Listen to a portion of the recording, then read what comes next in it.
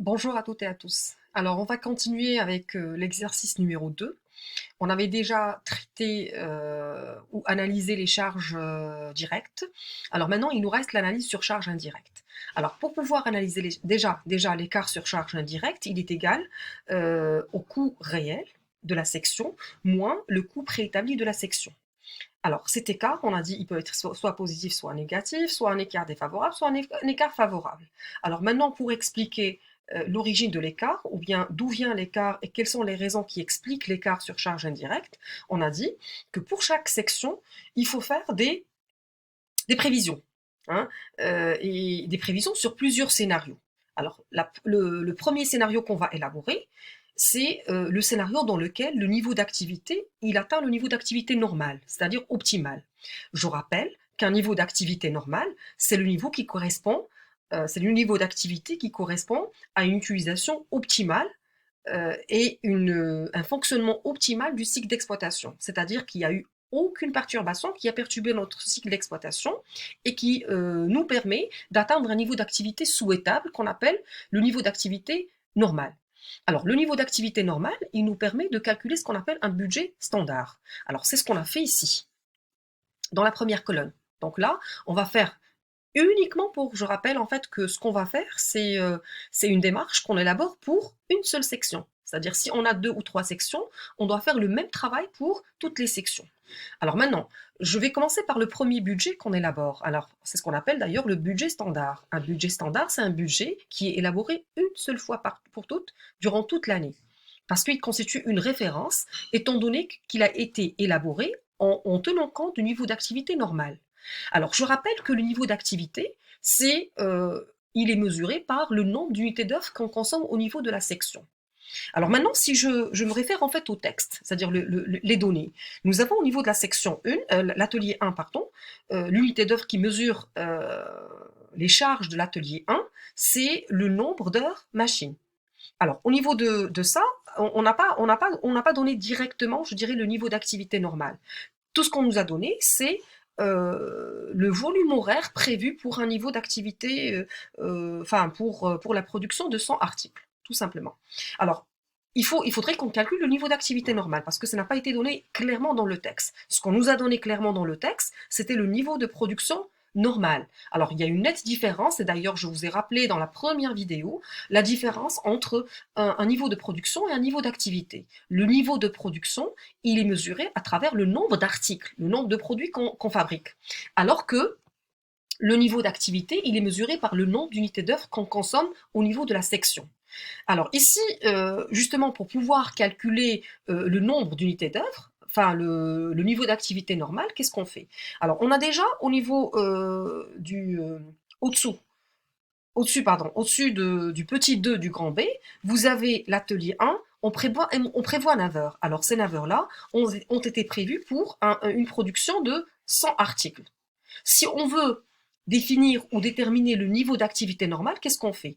On fait appel à la règle de 3. Alors si 9 heures, elle nous permet, on prévoyait de consommer 9 heures d'heure machine pour avoir 100 articles, combien il nous faut pour une production de 5500? Et 5500, c'est le niveau de production normal. Donc, on va utiliser le niveau de production normal pour déterminer le niveau d'activité normale. Donc, le niveau d'activité normale est égal tout simplement à 9 multiplié par la production normale qui est 5500 et qu'on divise sur 100 articles, ce qui a été donné dans les prévisions.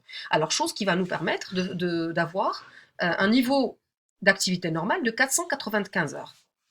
Alors, maintenant, une fois que nous avons déterminé le niveau d'activité normale, il faudrait qu'on détermine, je dirais, les charges correspondantes. Alors, pour déterminer les charges correspondantes, nous avons des informations dans le texte. Alors, dans le texte, dans le petit 2, qu'est-ce qu'on nous dit?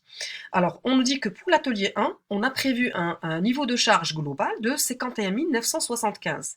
Ces 51 975, ça correspond à quoi? Ça correspond, je dirais, à une production normale de 5500. Donc, avec, bien sûr, une distinction entre les charges fixes et les charges variables. D'ailleurs, on aura besoin de cette distinction pour élaborer les autres budgets. Alors déjà, au niveau du petit 2 du grand B, nous avons comme information, nous avons un total de 27 225 comme étant des charges fixes. Les voilà. 27 225, ce sont des charges fixes. Ben, le reste des charges, ce sont des charges, bien sûr, variables. Je prends tout simplement le total des charges, 51 975, moins 27 225, ça va me donner un total de charges variables de 24 750. Donc, si vous faites la somme entre les deux, 24 750 plus 27 225, ça va vous donner le total des charges indirectes de l'atelier 1. Bien sûr, qui est relative à une production normale de 5500. Alors, là, ce que vous avez ici, c'est uniquement, je dirais, coût variable unitaire, coût fixe et le coût unitaire total, qui est la somme entre les deux. Mais ça, c'est pas vraiment très important. Alors, je passe en fait à la deuxième colonne. Deuxième colonne, c'est ce qu'on appelle le budget réel. Alors, le budget réel, ce sont les charges réelles, c'est la dépense réelle qui a été dépensée pour l'atelier 1. Bien sûr, le budget réel ou ce qu'on appelle le coût réel, il correspond à un niveau d'activité réel. Donc là, on n'a rien inventé, ce sont des données que nous avons déjà. Vous avez déjà dans le tableau précédent, je vais revenir au premier tableau, dans le coût réel, vous avez pour l'atelier 1, vous avez un 400 heures machine qui correspondent en fait à un coût réel de 40 000. Donc c'est ce qu'on a fait, on a pris juste ces informations-là et on les a placées ici. Regardez, donc le coût réel, ou ce qu'on appelle le budget réel, il est calculé pour un niveau d'activité réel de 400 heures. Donc ça nous fait un total de charge de 40 000. On n'a rien fait, je rappelle encore une fois, on a juste tiré ces informations du texte qui sont déjà données. Hein. Alors maintenant, la seule chose qu'on va faire, c'est la scission, c'est-à-dire séparer entre les charges fixes et les charges variables. Alors les charges fixes, ils vont rester fixes, on a le même niveau des charges fixes, parce que par définition, des charges fixes, ce sont des charges de structure, ce sont des charges qui ne varient pas, qui ne changent pas en fonction du volume d'activité. Par votre conséquence, on va observer le même niveau de charges fixes, 27 225, mais ce qui va changer, bien sûr, c'est les charges variables. Alors, comment on a obtenu les charges variables, les 12 775? On prend tout simplement les 40 000 qui je rappelle encore une fois, qui correspondent aux charges totales de la section 1, de l'atelier 1, les charges bien sûr réelles qu'on a supportées pour la section ou l'atelier 1. Alors 40 000 moins 27 225, ça nous donne bel et bien 12 075. Alors troisième budget qu'on est amené à élaborer, c'est le budget flexible. Alors le budget flexible, c'est tout simplement la dépense qu'on aurait pu prévoir compte tenu du niveau d'activité réel. Alors, regardez. Alors, le budget flexible, c'est un budget, il correspond, ou il nous indique la dépense qu'on aurait dû prévoir. On ne l'a pas fait, hein, on l'a pas fait, mais on aurait dû prévoir compte tenu du niveau d'activité réel. Alors, la base, bien sûr, pour déterminer le budget flexible, c'est quoi? C'est le budget standard. Et c'est ça, je dirais, l'utilité d'un budget standard. C'est qu'il constitue pour nous une référence, une norme à laquelle on va se référer. Alors, au niveau de ce budget standard, qu'est-ce qu'on lit? Bien sûr, on n'a pas de problème pour les charges fixes, parce que les charges fixes, ils vont rester fixes, on n'a pas de problème. Donc, je vais reporter le même niveau de charge fixe. Alors, je reviens ici. Alors, ici, pour déterminer le niveau de charge variable, je vais revenir, en fait, à mon budget standard. On a prévu, en fait, un total de charges variables de 24 750. Alors, 24 750, ce sont des charges variables qui correspondent à un niveau d'activité de 495. Combien on aurait dû prévoir de charges variables pour un niveau d'activité de 400 heures? Donc là, encore une fois, on fait appel à la règle de 3. Donc, je prends 24 750 multiplié par, alors la règle de 3, nous avons 24 750 pour un budget.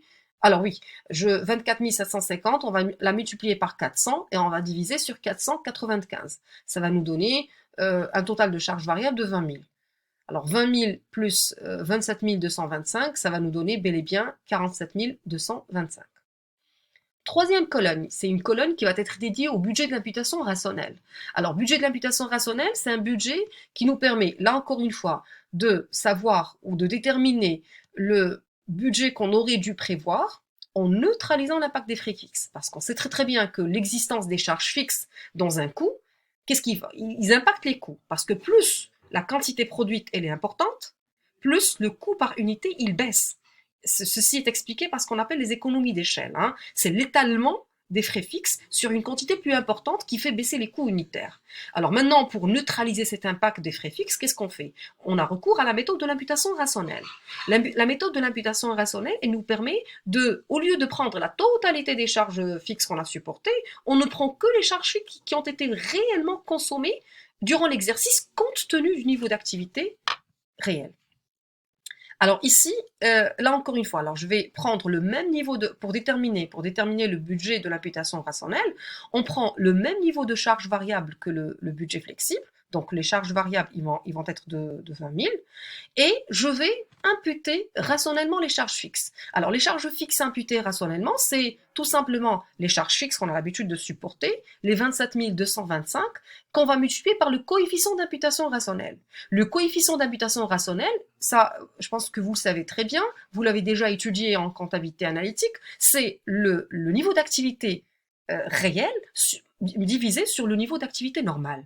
Donc, ici, je prendrai 400, les 27 225, les charges fixes, je vais les multiplier par 400, niveau d'activité réel, je vais diviser sur le niveau d'activité normale qui est 495. Alors, ça va me donner un total de charges de 22 000. Alors, 22 000 plus 20 000, ça me donne 42 000. Troisième et dernier budget, c'est le budget préétabli. Alors, il y a une différence entre le budget préétabli et le budget normal. Plutôt le budget standard. Alors, le budget préétabli, c'est le budget prévisionnel, le budget qu'on a prévu pour cet exercice. Et dans lequel on a émis un certain nombre d'hypothèses concernant le déroulement et le fonctionnement de l'exercice, bien sûr, en se rapprochant le plus exactement de la réalité de l'exercice et des conditions d'exploitation de l'exercice. Donc là encore une fois, on n'a rien à calculer parce qu'on a déjà élaboré ce qu'on appelle le budget préétabli. Alors là, je vais vous ramener au tableau. Regardez, au niveau du coût préétabli, pour l'atelier 1, on a déjà prévu pour l'atelier 1 de consommer 450 heures machine. Alors, quel est le coût prévisible de ces 400 heures machine? Il est de 47 250. Donc là, ça a été déjà calculé tout à l'heure et je vous ai montré le calcul dans une vidéo précédente, comment on a obtenu les 47 250. Alors on va reprendre ces données-là. Alors nous avons un niveau d'activité prévisible ou prévisionnel ou préétabli de 450 heures pour lesquels on a prévu un total de charge de 47 250. Alors, une fois on a terminé l'élaboration de notre tableau comparatif, de notre tableau où il y a plusieurs budgets pour la section 1 ou pour l'atelier 1, on va élaborer ou on va calculer notre sous-écart tout facilement. Alors, on sait très bien qu'un écart sur charge indirecte, il peut être dû à l'un de trois facteurs ou bien les trois facteurs en même temps. Le budget, l'activité ou encore le rendement. Alors, pour calculer l'écart sur budget, alors on prend le coût réel ou la dépense réelle de la section et on la rapproche, on la compare avec le budget qu'on aurait dû prévoir compte tenu du même niveau d'activité réelle. Donc les 47 250 pour voir est-ce qu'il y a eu est-ce que le sous-écart ou plutôt l'écart sur charge indirecte, il est dû à un problème d'activité, de budget, pardon, de budgétisation, de prévision. Alors là, on a bel et bien trouvé que on a un écart de moins 7225, qui constitue bien sûr un écart, je dirais, favorable, étant donné que réellement, le coût réel ou la dépense réelle de la section, il était inférieur par rapport à celle qu'on aurait dû prévoir compte tenu du même niveau d'activité réelle. Alors, maintenant, pour calculer l'écart sur activité. Alors, qu'est-ce qu'on fait? Là, encore une fois, on stabilise l'activité, mais on va voir à quoi il est dû en fait la dépense. Est-ce que la dépense, elle est expliquée, là encore une fois, par un écart sur activité?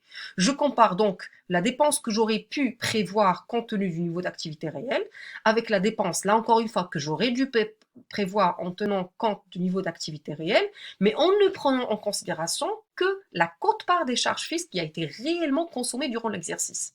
Alors, il est clair que dans cet exercice, dans cet exercice, on a eu quand même un niveau d'activité réel de 400, alors que ce qui est normalement observé par l'entreprise, c'est un niveau d'activité de 495 heures. Donc, il y a eu une baisse d'activité. Hein. Donc, cette baisse d'activité, elle ne va pas passer sous silence. Elle va nous induire C'est ce qui explique d'ailleurs cet écart défavorable de 5225, parce qu'il y a eu une baisse d'activité. Normalement, l'entreprise dans l'atelier 1, elle a l'habitude d'observer un niveau d'activité de 495 heures, mais pendant l'exercice, elle n'a eu droit que à 400 heures. Donc il y a eu une baisse d'activité qui explique quand même cet écart défavorable de 5225. Alors pour ce qui est du rendement, alors là au niveau du rendement, on est quand même